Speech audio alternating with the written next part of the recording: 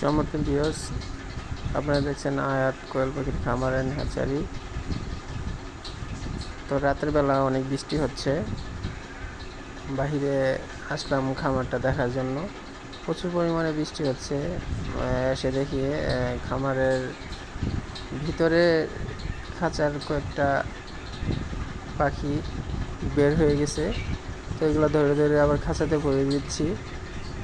কোথাও যাবে না, তারপরেও বৃষ্টিতে ভিজে যাবে, এই জন্য আর কি ধরে আবার খাঁচাতে ঢুকিয়ে দিলাম।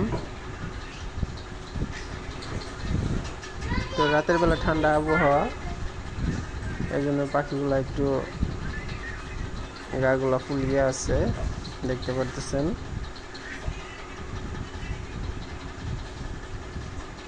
বাইরে প্রচুর বৃষ্টি হচ্ছে।